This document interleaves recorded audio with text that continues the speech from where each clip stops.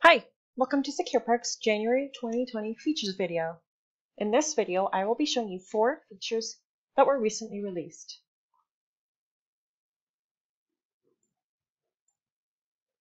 First, the convenience fees for validations and violations, how they work and how to set them up. Next, the search page, and then our new sessions management page.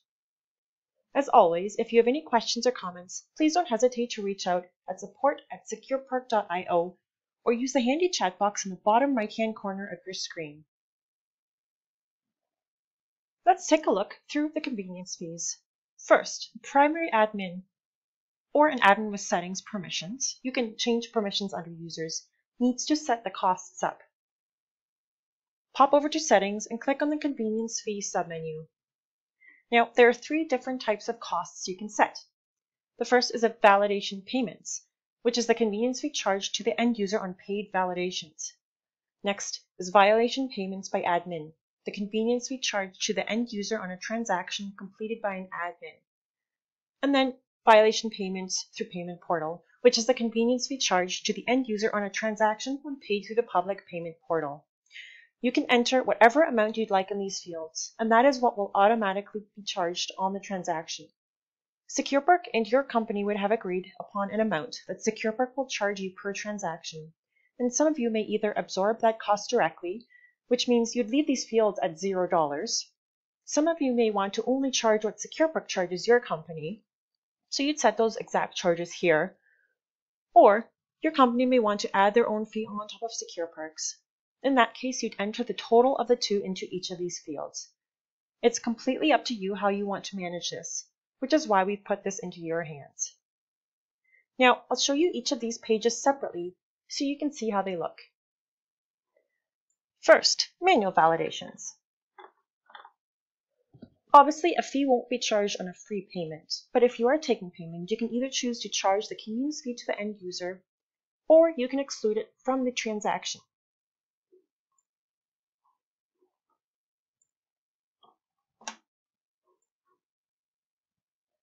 However, excluding it from the transaction only removes the charge from the customer's payment. SecurePark will still charge your company the fee based on the agreement set. So know that when you exclude convenience fee on any pages, your company is absorbing the cost.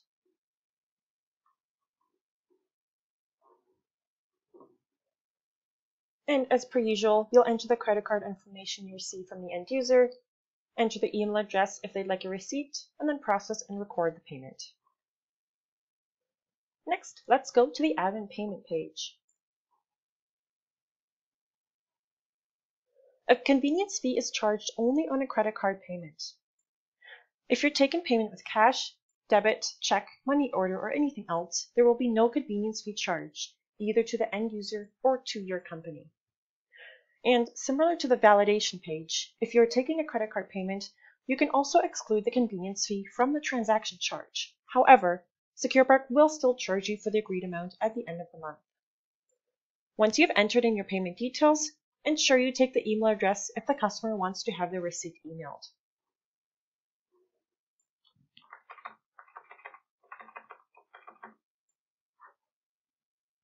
Then, hit Process and Record Payment, and you will be shown the confirmation page with the transaction ID.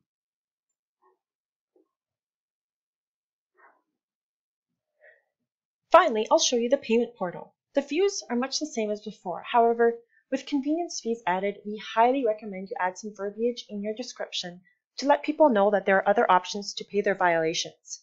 I have linked a recommended description below, but feel free to change it or make it your own.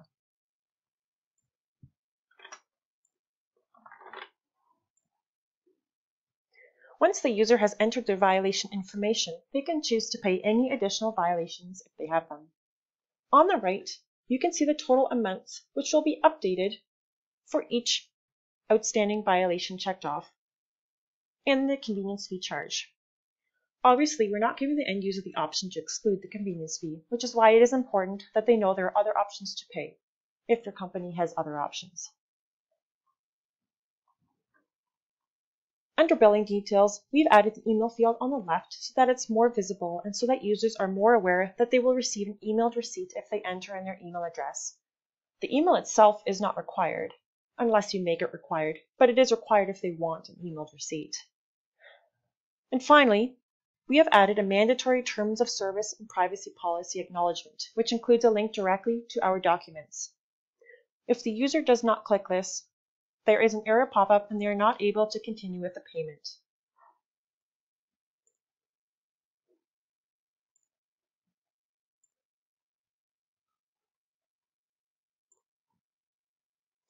We also have an acknowledgement of the convenience fees before a payment is submitted. If the user does not accept, they are returned to the payment details where they can either cancel or continue again.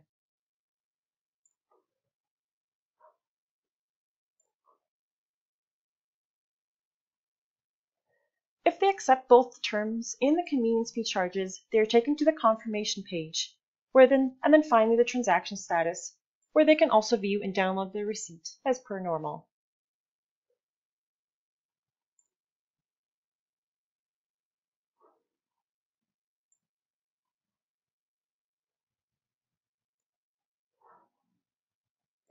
If you want to view how many convenience fees are charged at any one time, you can search this easily under the Payment Reconciliation Report and select the specific parameters for convenience fees.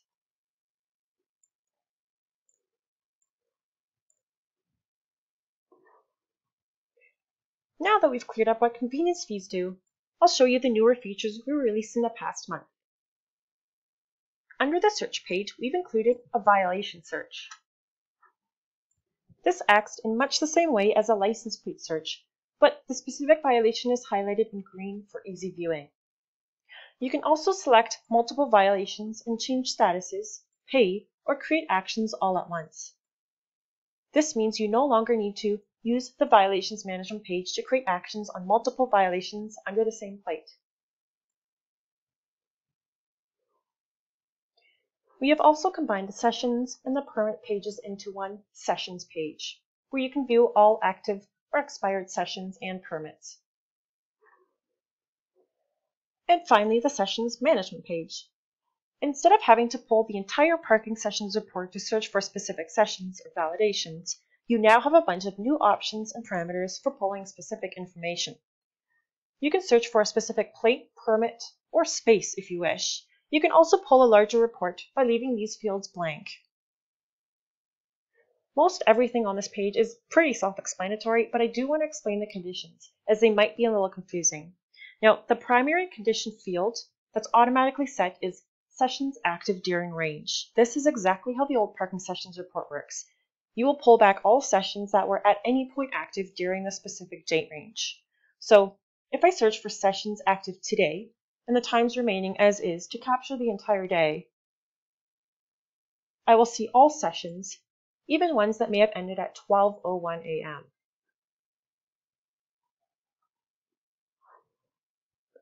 The other two range conditions are sessions that were started during this range, so only pulling back sessions with a start date and time in the range I set, or sessions that expired during the range I set. And if you scroll down under the conditions, there is a way to clear all the dates, where you can pull in sessions for the entire history of the account for your specific groups and locations. Always be sure to export the full report if you want to view all fields, as we only show specific columns for spacing reasons. And that concludes our video for today. Thank you for watching.